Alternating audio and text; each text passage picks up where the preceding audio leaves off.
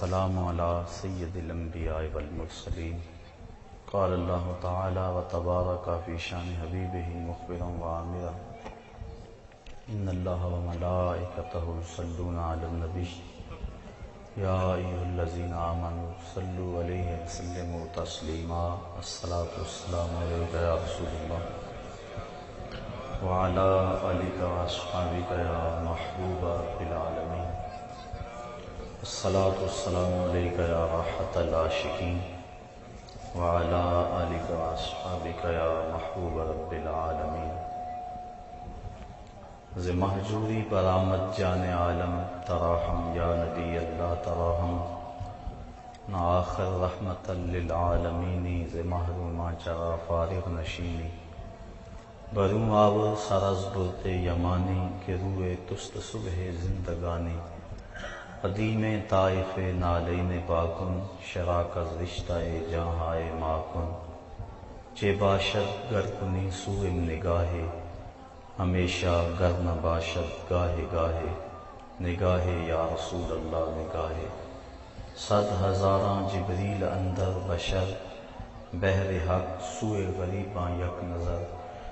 یا رسول اللہ انظر حالنا یا حبیب اللہ اسمع قالنا. اننی فی بحر غم مغرق خذ یدی ساحل لنا اشکا لنا. یا صاحب الجمال و یا سید البشر من وجهک المنیر لقد نور القمر. لا يمكن الثناء كما كان حقه بعد از خدا بزرگ توئی قصہ مختصر. تمام حمد و ثنا تعریف و توصیف اللہ جل مجدہ الکریم کی ذات پاک کے لیے جو خالق کائنات بھی ہے اور مالک شش جہات بھی. اللہ جل وعلا کی حمد و ثنا کے بعد حضور نبی اکرم شفیع امم رسول محتشم نبی مکرم اللہ کے پیارے امت کے سہارے رب کے محبوب دانائے غیوب مالک رقاب امم فخر عرب و عجم والی کون و مکان سیاہ لا مکان سید انس و جاں سرور لالا رخان نیر تاباں سرنشین مہوشاں ماہ خوباں شہنشاہ حسینہ تتمہ دوراں سر خیل زہرہ جمالاں جلوہ صبح ازل نور ذات لم یزل باعث تکوین عالم فخر آدم و بنی آدم نیر بطحا رازدار ما اوہا شاہد ما طغا صاحب علم نشرہ معصوم آمنہ احمد مجتبیٰ حضرت محمد مصطفیٰ صلی اللہ علیہ وسلم کے حضور ناز میں اپنی عقیدتوں ارادتوں اور محبتوں کا خراج پیش کرنے کے بعد واجب الاحترام ذوی الاحتشام برادران اسلام السلام علیکم ورحمۃ اللہ وبرکاتہ. رمضان المبارک کے پر نور لمحے اور ہمایوں ساعتیں آپ سب کو مبارک ہوں. آج ماہ رمضان المبارک کا پہلا دن اور پہلا جمعۃ المبارک ہے. اس مرتبہ اس ماہ نور کو 5 جمعات سے زینت بخشی گئی ہے. اللہ تعالیٰ جل شانہ ہمیں اس مقدس مہمان مہینے کی برکتیں نصیب فرمائے. ہمارے دلوں کو وہ اپنی معرفت کا نور بخش دے. اسلام کی روح نصیب فرما دے. ہمارے تزکیے اور تصفیے کے سامان مہیا ہو جائیں اور ہماری باطن کی حالت درست کر دی جائے. اللہ کی بارگاہ میں بصمیم قلب دعا ہے وہ ہماری ان دعاؤں کو قبول فرمائے. آج سیدہ طیبہ طاہرہ حضرت سیدہ فاطمہ الزہرا رضی اللہ تعالی عنہا کی شخصیت آپ کے اسوہ نور کے حوالے سے کچھ باتیں آپ کے گوش گزار کرنا چاہوں گا. ایک تو 3 رمضان المبارک کو ان کا وصال ہے. دوسرا اس وقت امت کو اسوہ بطول کی بہت زیادہ ضرورت ہے. جو ہوائیں چل رہی ہیں جو کچھ ہو رہا ہے پردے کو بوجھ سمجھا جا رہا ہے، حجاب کا تمسخر اڑایا جا رہا ہے، عورت چار دیواری میں رہنا اپنے لیے قید سمجھ رہی ہے، حیا کی چادر پھاڑ کے سڑکوں پہ چلنا اپنی آزادی سمجھتی ہے۔ حضرت سیدہ فاطمہ الزہرا رضی اللہ تعالی عنہا کائنات کی تمام خواتین کے لیے ایک ماڈل ہیں، عملی نمونہ ہیں۔ ان کی شخصیت اور ان کا اسوہ نور ہمارے لیے خواتین اسلام کے لیے خضر راہ ہے۔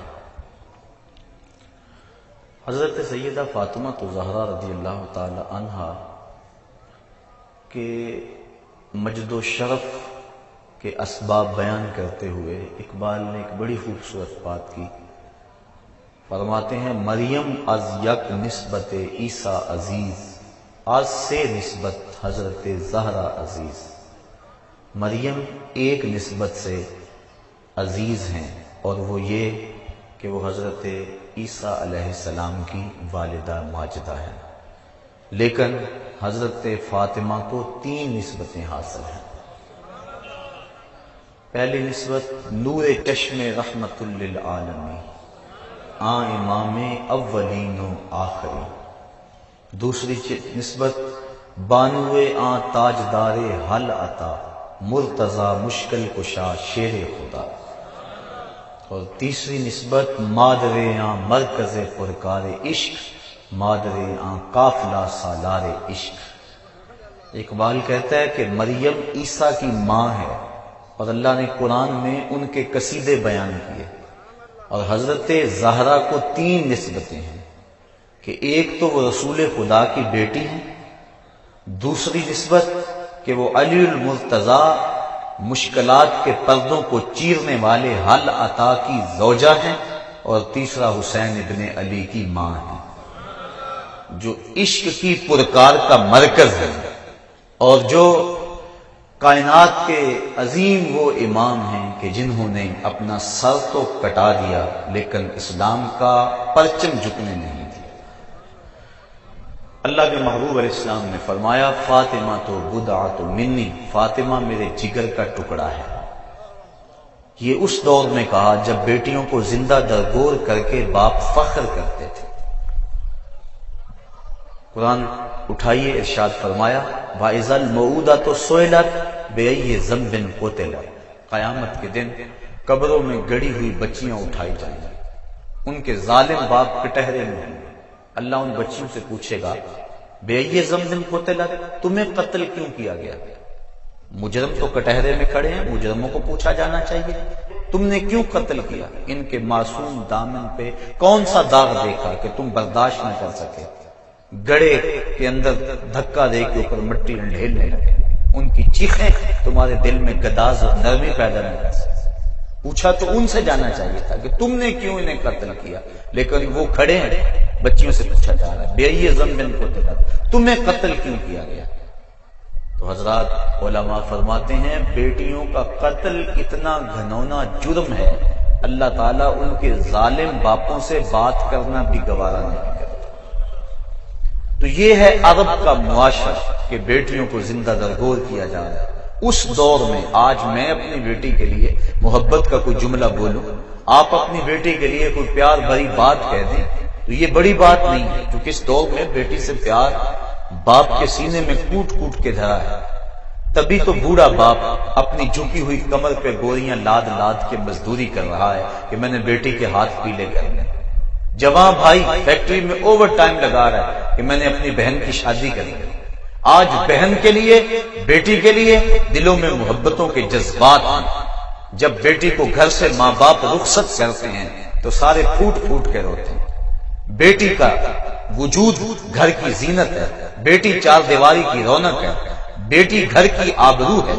آج اگر بیٹی کے لیے محبت کا کوئی جملہ میں اور آپ بولیں تو یہ بڑی بات نہیں ہے، لیکن جب بیٹیوں کو زندہ درگور کیا جا رہا تھا اس دور میں میرے آقا کریم نے کہا بیٹیوں کو قتل کرنے والے سن لیں، تم تو قتل کر کے فخر کرتے ہو، تم تو قتل کر کے آسودہ ہو جاتے ہو، لیکن میری بیٹی تو میرے جگر کا ٹکڑا ہے۔ حضور نے یہ محبت دی۔ جب سیدہ فاطمہ حضور علیہ السلام کی خدمت میں حاضر ہوتی تو حدیث میں آتا ہے فَأَجْلَسَهَا فِي مَجْلَسِهِ، حضور انہیں اپنی مسند پہ بٹھاتے، اٹھ کے استقبال کہتے، مرحبا کہہ کے پکارتے۔ اللہ اکبر۔ اور سیدہ فاطمہ الزہرا رضی اللہ تعالی عنہا نے بھی اپنے باپ کے ساتھ محبتوں کی جو داستانیں رقم کی ہیں، باپ اور بیٹی کا رشتہ، اللہ اکبر۔ نبوت کا آغاز ہوا تو یہ پھول کھلا۔ 41 سال عمر ہے حضور کی کہ سیدہ فاطمہ الزہرا کی ولادت باسعادت ہوئی، اور پھر 3 سال تک اللہ کے محبوب خاموشی سے تبلیغ کرتے رہے۔ پھر جب حکم ہوا لوگوں تک پیغام پہنچائیں، دعوت رشد و ہدایت دی جانے لگی، لوگوں نے حضور کے ساتھ جو سلوک کیا، کوئی بھی اہل ایمان اس سے بے خبر نہیں۔ کھدے ہوئے گڑے، بچھتے ہوئے کانٹے، اجریاں، کیا کچھ نہیں کیا گیا، کن کن راہوں سے حضور نہیں گزرے۔ آج تو ہمارے لیے دین بڑا آسان ہے۔ ہم مسجد میں آئے تو اے سی لگے ہوئے تھے، سردیوں میں گرم پانی دستیاب تھا، ہمارے لیے قالین بچھے ہوئے تھے۔ ہم نے مشکل نہیں سہی اس دین کے لیے، لیکن پوچھو ان سے جنہوں نے اس دین کے لیے طائف کے بازاروں سے اپنے پتھر کھائے، اس دین کے لیے انہوں نے دکھ سہے، اذیتیں سہی۔ حضور علیہ السلام پر اجری ڈال دی جاتی رہی۔ حضرت سیدہ فاطمہ الزہرا رضی اللہ تعالی عنہا نے جب دیکھا ننھی عمر ہے، 9-10 سال کی عمر ہے، کہ دیکھا کہ کافر حضور کے جسم اطہر کے اوپر اجری ڈال گئے، تو وہ آئیں اور حضور کے سر سے اجری کو اتارا اور سر انور کو دھو رہی ہیں اور ساتھ رو رہی ہیں۔ کبھی حضور کے جسم پر اس قدر پتھر مارے جاتے ہیں کہ جسم لہو لہان ہو جاتا ہے، خون رکنے نہیں پاتا۔ معصوم بچی حضرت سیدہ فاطمہ الزہرا رضی اللہ تعالی عنہا، وہ چٹائی جس چٹائی پہ سجدے کیا کرتی تھی، کھجور کا بنا ہوا وہ مصلی، اس کو جلا کر اس کی راکھ حضور کے زخموں میں ڈالتی ہیں تاکہ حضور کا خون رک جائے۔ آقا کریم علیہ السلام سے کبھی شکوہ نہیں کیا۔ بیٹیاں باپ سے مطالبہ کرتی ہیں، لیکن تاریخ بتاتی ہے کہ سیدہ فاطمہ حضور سے کبھی کوئی مطالبہ نہیں کیا۔ ایک دن انتہائی بے تابی میں حضور کی خدمت میں حاضر ہوئی، آقا کریم علیہ السلام سے عرض کی کہ حضور بھوک اس قدر ہے کہ مجھ سے اب برداشت نہیں ہو رہی، آپ اللہ کی بارگاہ میں دعا کریں کہ میرے اس دکھ کا مداوع ہو جائے۔ آقا کریم جب بیٹی کو بھوک اور پیاس کی حالت میں تڑپتے ہوئے دیکھا، کونین کے خزانوں کا مالک اگر چاہتا تو جنت سے خوشے حضور کھینچ کے زمین پہ لے آتے اور فاطمہ کا گھر پھلوں سے بھر دیتے، انہیں ایک لمحہ کی بھوک بھی برداشت نہ کرنا پڑتی، لیکن آقا کریم نے سیدہ فاطمہ کی پشت پہ ہاتھ پھیرا اور ساتھ دعا دی، اے اللہ میری بیٹی فاطمہ کو بھوک ستایا نہ کرے۔ سیدہ فرماتی ہیں کہ بھوک تو موجود رہتی، لیکن بھوک کی وجہ سے وہ جو تکلیف کا احساس ہوتا وہ ختم ہو گیا حضور کے ہاتھ پھیرنے کی وجہ سے۔ اللہ اکبر۔ تو آقا کریم علیہ السلام کی یہ شہزادی گھر میں کئی دنوں فاقوں سے کاٹ دیتی۔ امام منذری نے الترغیب والترہیب کے اندر لکھا ہے کہ ایک دن محبوب خدا صلی اللہ علیہ وآلہ وسلم بھوک کی شدت میں مسجد نبوی سے باہر نکلے، آگے شیخین کھڑے تھے، 2 اور صحابی اور موجود ہوئے۔ چلتے چلتے حضرت ابو ایوب انصاری کے گھر کے قریب سے گزرنے لگے تو وہ خوشبو رسول سونگ کے جلدی گھر سے باہر آ گئے۔ آقا کریم علیہ السلام سے عرض کی، حضور آپ میرے مہمان بن جائیں، چند لمحوں کے لیے مجھے میزبانی کا شرف بخش دیں۔ آقا کریم فرمایا، ابو ایوب تمہاری مرضی۔ وہ حضور کو گھر لے گئے، چٹائی بچھائی، بٹھایا، بکری کا بچہ ذبح کر کے اہل خانہ کو دیا، جلدی کھانا تیار کرو، میرے آقا کو بھوک لگی۔ امام منذری لکھتے ہیں کہ جب واپس حضور کی خدمت میں حاضر ہوئے، گھر والوں کو کھانا بنانے کا کہنے کے بعد، تو کیا دیکھا کہ حضور کے چہرے پہ آثار نقاہت ہیں، بہت زیادہ کمزوری کے آثار ہیں۔ جلدی سے گئے، کہیں سے کھجوروں کا ایک خوشہ لے آئے اور حضور کے سامنے رکھتے ہوئے عرض کی، حضور کھانا پکنے میں دیر ہے، اتنی دیر تک یہ کھجوریں تناول فرمائیں۔ پھر تھوڑی دیر کے بعد کھانا جب دسترخوان پہ لگ گیا، آقا کریم علیہ السلام کی نظر جب کھانے پہ پڑی تو حضور کی آنکھیں چھم چھم برسنے لگی۔ پھر ایک روٹی پکڑی اور چند بوٹیاں لی اور ایک غلام کے ہاتھ میں دیتے ہوئے کہا، جاؤ ہمارے گھر دے آؤ، میری بیٹی فاطمہ کتنے دنوں سے بھوکی بیٹھی، مال کے کونین ہیں وہ پاس کچھ رکھتے نہیں، دو جہاں کی نعمتیں ہیں ان کے خالی ہاتھ میں، مہینہ مہینہ گھر میں چولہا نہیں جلتا، لیکن اس کے باوجود زبان پہ شکوہ نہیں ہے۔ بیٹی جب گھر سے چلتی ہے، آج تو بیٹیاں اپنے باپ سے خود جہیز کا مطالبہ کرتی، ایک معاشرے کا یہ روگ کہ غریب کی بیٹی کو قبول کرنے کو تیار نہیں، جہیز کی لعنت نے معاشرے کو ایسا جکڑا ہوا ہے کہ گھروں میں بیٹیاں بوڑھی ہو رہی ہیں، ماں باپ ان کی نیندیں اچاٹ ہے، لیکن دوسری طرف بیٹی بھی مطالبہ کرتی ہے کہ مجھے یہ چاہیے اور مجھے وہ چاہیے، لیکن دنیا دیکھے اس منظر کو، جب دو جہاں کے سردار کے گھر سے آقا کریم کی بیٹی گھر سے نکلتی ہے تو جہیز ان کے پاس کیا ہے؟ ایک مشکیزہ، ایک چکی، ایک آفتابہ، ایک چٹائی کھجوروں کی، یہ ہے ان کا اثاثہ، یہ ہے ان کا سامان جو لے کر حضرت علی المرتضیٰ کے گھر میں پہنچتی ہیں، اور پھر وہاں جا کر چکی پیس پیس کے گزر اوقات کی جا رہی ہے، مشکیزہ کندھے پہ اٹھا اٹھا کے یہاں نشان پڑ گئے، چکی پیس پیس کے ہاتھ میں چھالے پڑ گئے، سارا دن چکی پیستی ہیں اور ساری رات مصلی بچھا کے عبادت کرتی ہیں۔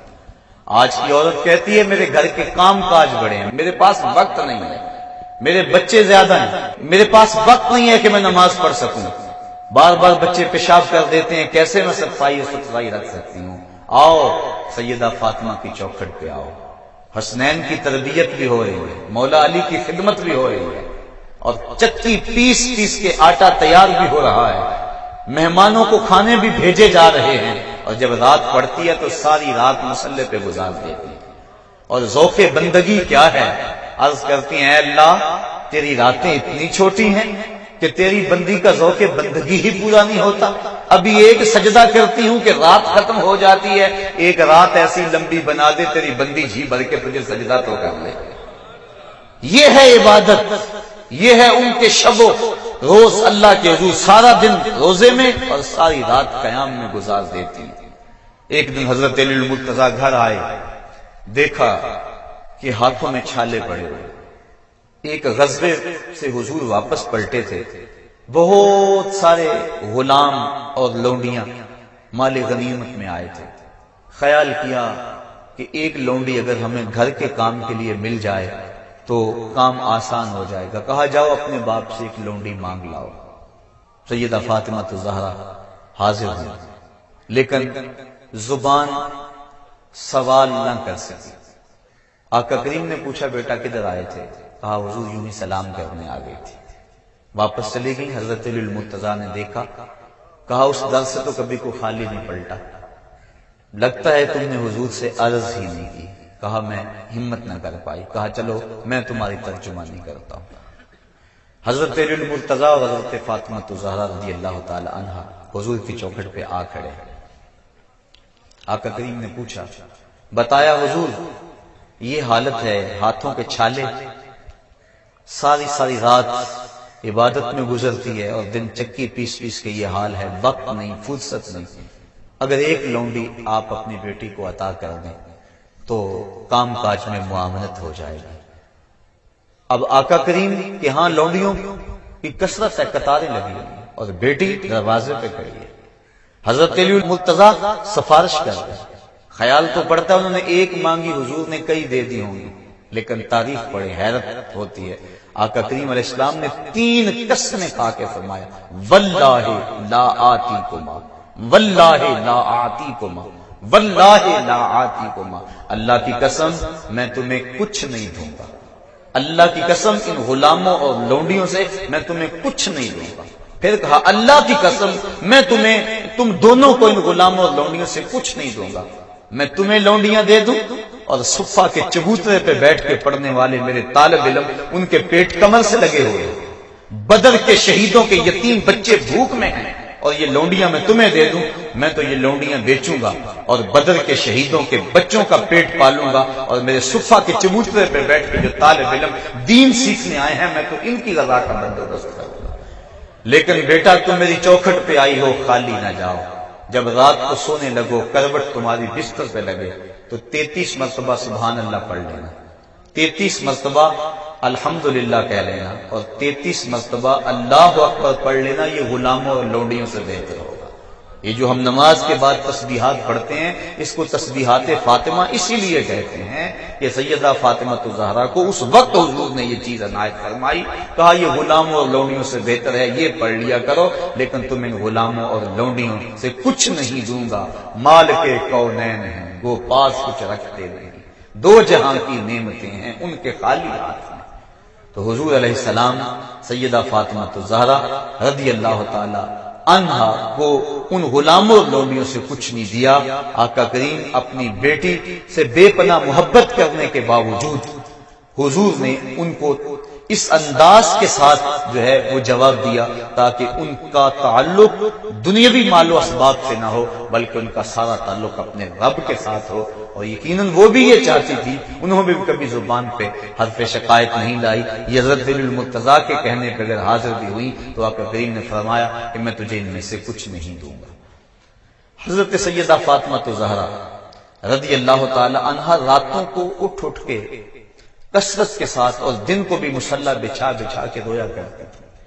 ایک دن حسنین کریمین نے پوچھا کہ امی آپ کثرت سے کیوں روتی ہیں، کیا مسئلہ ہے؟ تو سیدہ فاطمہ الزہرا نے عرض کی کہ بیٹو مجھے تمہارے نانے کی امت کا غم رلا رہا ہے۔ یہ امت کی غم خاری کا عالم ہے سیدہ فاطمہ الزہرا رضی اللہ تعالی عنہا کا۔ اپنے پیٹ بھوکے ہیں لیکن اگر دروازے پہ سائل آیا تو وہ خالی نہیں موڑا جا رہا۔ ایک دن پورا گزر گیا فاقے سے، تو کھانا تیار ہوا، حسنین کو دیا، حضرت علی المرتضیٰ کو دیا، خود کھانے لگی تو دروازے پہ دستک ہو گئی۔ سائل نے کہا میں 2 دن سے بھوکا ہوں۔ کہا بیٹا جاؤ سائل کو کھانا دے آؤ۔ کہا امی آپ بھی کھا لیں، آپ بھی تو 1 دن سے بھوکی ہیں۔ کہا میں تو 1 دن سے بھوکی اور وہ 2 دن سے بھوکا ہے، لہذا اس کا حق بنتا ہے کہ یہ وہ کھانا کھائے۔ اپنا پیٹ کاٹ کاٹ کے لوگوں تک جو ہے وہ پہنچاتے رہے، یتیم کو، مسکین کو، اسیر کو راہ خدا کے اندر لٹاتے رہے۔ اپنے جو لباس پہنا ہوا تھا حضرت سیدہ فاطمہ الزہرا نے، اس کے اوپر 12 پیوند لگے تھے اور اون جو اونٹ کی اون کا وہ بنا ہوا تھا اور 12 پیوند اس کے اوپر لگے تھے۔ یہ استغنا کا عالم ہے۔ تو سیدہ فاطمہ الزہرا رضی اللہ تعالی عنہا کو جس روپ کے اندر بھی دیکھو آپ بے مثال اور بے مثل نظر آ رہی ہیں۔ بیٹی ہونے کی حیثیت سے دیکھو تو جو اعزاز ان کو حاصل ہے کائنات کی کسی اور عورت کو حاصل نہیں ہے۔ اللہ اکبر۔ اور اگر بیوی ہونے کی حیثیت سے دیکھو تو شہزادی کونین ہونے کے باوجود حضرت علی المرتضیٰ کے گھر میں جب پہنچتی ہے تو خدمت میں کوتاہی نہیں آنی ہے۔ آج بڑے گھر کی کوئی عورت شادی ہونے کے بعد کہتی ہے کہ میں تو کبھی کام کاج اپنے میکے گھر کیا نہیں تھا، لہذا میں خامد کی خدمت اور شوہر کی اطاعت کیوں بجانا ہوں۔ لیکن حضور سے بڑا گھر کس کا ہو سکتا ہے؟ شہزادی کونین ہیں، جب یہاں حضرت علی المرتضیٰ کے گھر گئی ہیں، حضرت علی المرتضیٰ کی خدمت کو اپنا شعار بنایا ہوا ہے۔ اور آقا کریم نے 4 اشخاص کے بارے میں فرمایا کہ جنت میں جانے سنے کوئی چیز نہیں روک سکتی، ان میں سے ایک فرمایا وہ عورت جس نے اس حال کے اندر موت پائی کہ اس کا خامد اس سے راضی تھا۔ فرمایا جنت کے جس دروازے سے چاہے گزر جائے اس کو کوئی روکنے والا موجود نہیں ہوگا۔ اللہ اکبر۔ ماں ہونے کی حیثیت سے یہ عورت کا اہم ترین روپ ہے، اہم ترین روپ عورت کا ماں کا روپ ہے۔ ماں کی آغوش میں ایک قوم پلتی ہے۔ ایک مفکر نے کہا تھا مجھے اچھی مائیں دے دو میں تجھے ایک بہترین قوم دے دیتا ہوں۔ تو ماؤں کے لیے اسوہ اگر ہے تو وہ سیدہ فاطمہ الزہرا کا روشن اسوہ ہے۔ اقبال کہتا ہے مزرعے تسلیم را حاصل بطول، مادرا را اسوہ کامل بطول۔ ماؤں کے لیے اگر کوئی کامل اسوہ موجود ہے تو وہ سیدہ فاطمہ الزہرا کا اسوہ موجود ہے۔ سیدہ فاطمہ الزہرا نے قرآن کی لوریاں دے دے کے حسنین کریمین کی پرورش کی۔ کربلا کے تپتے ہوئے ریگزار میں یزیدوں کے مقابلے میں پوری قوت کے ساتھ جو کھڑے رہے، قضا تیغے برہنہ لیے خوف زدہ کرتی رہی، لیکن حسین کے پائے استقلال میں لغزش نہیں آئی۔ 72 لاشیں کٹ کٹ کے گرے اور کندھوں پہ اٹھا کے خیموں تک لے آئے، لیکن زبان سے اف تک بھی نہیں ہوئی، ہائے کا لفظ بھی زبان پر نہیں آیا۔ یہ استقامت، یہ جرأت، یہ حسین ابن علی کی جو تربیت فاطمہ الزہرا نے کی ہے یہ اس کے اثرات تھے. انہوں نے بھوک کاٹ لی، پیٹ پہ پتھر باندھ لیے، ہاتھوں میں جو ہے وہ چھالے پڑ گئے چکی پیس پیس کے، لیکن حرف شکایت لوگوں پر نہیں آیا تھا. جس ماحول میں پرورش پائی تھی آج اس کے اثرات دیکھنے میں آ رہے ہیں. 72 افراد 36,000 افراد کے سامنے تنے تنہا کھڑے ہیں، اور حضرت امام علی مقام کے پائے ثبات میں لغزش اور لرزش نہیں آ رہی ہے. یہ ہے سیدہ فاطمہ الزہرا کی تربیت کہ انہوں نے ان کو دودھ بھی پلایا تو قرآن کی لوریاں دے دے کے بلایا. جب ان کی تربیت کی باری آئی تو سیدہ فاطمہ نے قرآن کی لوریاں دی اور دودھ پلایا، اور جب اس پر عمل کا موقع پڑا تو حسین ابن علی نے اس تربیت کی لاج رکھی، نیزے کی نوک پہ چڑھ کے قرآن سنایا. نبی کے گھر کی ہے عظمت نبی سے سنتے ہیں، علی کے گھر کی ہے عزت علی سے سنتے ہیں. وہ جس نے معزز کیا گھرانے کو، حسین پال کے جس نے دیا زمانے کو. تو سیدہ فاطمہ الزہرا کا وجود ماؤں کے لیے ایک روشن اسوہ ہے. اقبال نے ایک بڑی خوبصورت بات کی، وہ کہتے ہیں پندے ز درویش پذیری، اگر پندے ز درویش پذیری، ہزار امت بمیرت تو نہ میری، بطول باش و پنہا شو ازی اصل کے در آغوش شبیر بگیری. کہا ایک درویش کی بات سن لے، 1000 امت مر جائے لیکن امت مسلمہ تجھے کبھی موت نہیں آ سکتی. اور وہ نصیحت اور پند کیا ہے؟ کہا بطول بن جا اور زمانے کی نظروں سے پوشیدہ ہو جا، پھر تیری وہ آغوش میں بھی حسین جیسے بچے جنم لیں گے. تو بطول بن جا، بطول کی جانشین بن جا، اور اپنے پردے کی حفاظت کر. پردے کی حفاظت کے باب میں سیدہ فاطمہ الزہرا کا جو کردار ہے کائنات کے اندر ایک ایسی مثال ہے کہ جس کی مثل موجود نہیں ہے. آقا کریم علیہ السلام نے جب صحابہ سے پردے کے بارے میں پوچھا تو کسی نے کچھ کہا، کسی نے کچھ کہا، تو حضرت علی المرتضیٰ حضرت فاطمہ الزہرا کے پاس چپکے سے چلے گئے اور جا کے پوچھ کر کے آ کے بتایا. تو آقا کریم نے کہا یہ تو میری بیٹی کی بات لگتی ہے. تو انہوں نے کہا کہ عورت کے لیے بہترین پردہ یہ ہے کہ نہ وہ کسی کو دیکھے اور نہ اس کو کوئی دیکھے. بلکہ سیدہ فاطمہ الزہرا کو سب سے زیادہ پریشانی یہ تھی. حضرت اسماء بنت امیس رضی اللہ تعالی عنہا ان کو اکثر کہا کرتی تھی کہ مجھے یہ پریشانی ہے کہ جب بندہ مر جاتا اور اس کے اوپر چادر ڈال کر چارپائی پہ اٹھا کے قبرستان کی طرف لے جاتے ہیں تو جب جھٹکے لگتے ہیں تو جسم جنبش کرتا ہے، جس سے عورت کے وجود کا اظہار ہوتا ہے. میں سب سے زیادہ اس پریشانی میں ہوں کہ اس وقت تو بندہ بے بس ہوتا ہے تو اس وقت کہیں جو ہے وہ جسم کے ساتھ تک لوگوں کو نظر نہ آئے. تو حضرت اسماء بنت امیس کہتی ہیں کہ حبشے کے اندر لوگ ایسے کرتے ہیں کہ وہ کھجور کے ڈنڈے باندھ کر چارپائی کے ساتھ اوپر کپڑا ڈال دیتے ہیں. کہتے ہیں میں نے باقاعدہ وہ نقشہ بنا کر دکھایا کہ کمان کی شکل کے اندر چارپائی سے ایک ڈنڈا باندھا اور دوسری جمع باندھ دیا، پھر اس طرح باندھا، اور اس طرح میں نے جو ہے وہ دکھایا اور اس کے اوپر کپڑا ڈال دیا. تو سیدہ فاطمہ الزہرا کا اضطراب ختم ہوا. کہا مجھے سب سے بڑی پریشانی یہ تھی کہ بعد از انتقال میرے پردے کا کیا ہوگا. اب تم نے یہ جو آئیڈیا دیا ہے، یہ جو موجودہ ڈولی ہے جنازے کی، یہ آئیڈیا حضرت اسماء بنت امیس کا ہے اور اس کو پاس حضرت فاطمہ الزہرا نے کیا ہے. اور اس سے مرد اور عورت کے جنازے کا فرق بھی سمجھ میں آ جاتا ہے، اور جو ہے وہ عورت کے اعضاء بھی نہیں جھلکتے، سامنے نہیں آتے، اور جسم بھی نظر نہیں آتا. تو سیدہ فاطمہ الزہرا کہتی تھی کہ مجھے اس بات کا ڈر لگتا ہے کہ انتقال کے بعد کیا ہوگا. اللہ تعالیٰ جل شانہ نے ان کو ایک راستہ دے دیا اور یہ ہے ان کے پردے کی کیفیت. آج کی عورت پردے کو بوجھ سمجھتی ہے، پردے کو اپنے لیے عذاب سمجھتی ہے، اپنے گھر کی اونچی اونچی چار دیواری کو اپنے لیے قید خانہ سمجھتی ہے.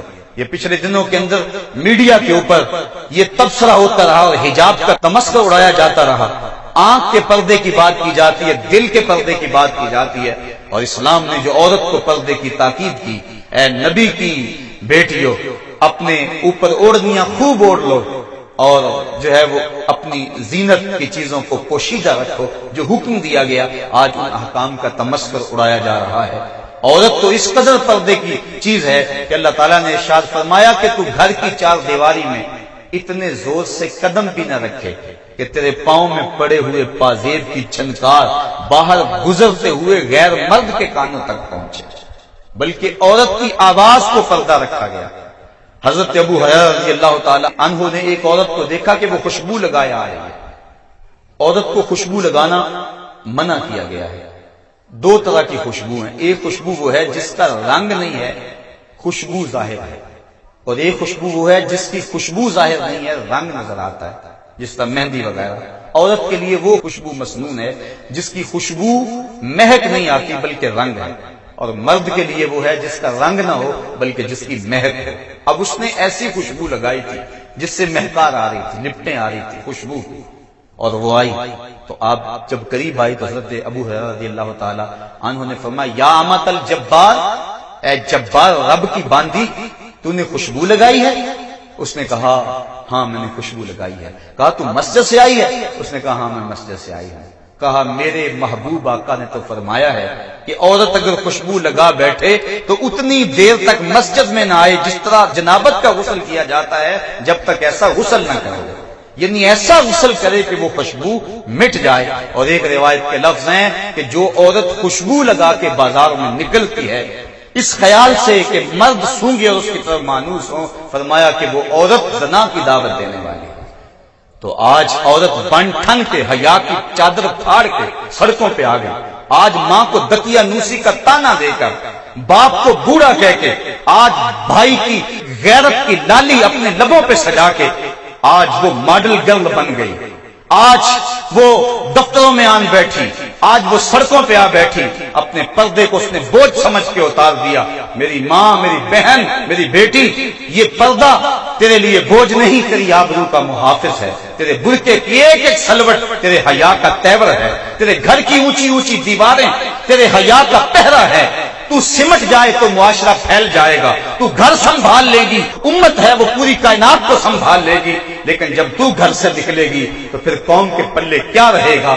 آئیے آج سیدہ فاطمہ الزہرا رضی اللہ تعالی عنہا کا اسوہ نور ہم اپنے لیے اسی کو نمونہ اور اس کو ماڈل بنائیں۔ اسوہ بطول ہمارے لیے زندگی کی بہاریں ہیں۔ آج کی عورت اگر سیدہ فاطمہ الزہرا کے نقوش پاک کو اپنے لیے خضر راہ بنا لے تو آج کی وہ بہترین عورت ہے اور ایک اچھا معاشرہ تشکیل پا سکتا ہے۔ آج ہمارے معاشرے کے اندر بے پردگی کی وبا پوری قوت کے ساتھ جاری و ساری ہے۔ سیدہ فاطمہ الزہرا رضی اللہ تعالی عنہا کا اسوہ نور ہمارے لیے خضر راہ، اللہ تعالی ہمیں ان کی راہوں کا مسافر بنائے اور قوم کی بیٹیوں کو زندگی کے شب و روز ان کے طریقے کے مطابق گزارنے کی توفیق عطا فرمائے۔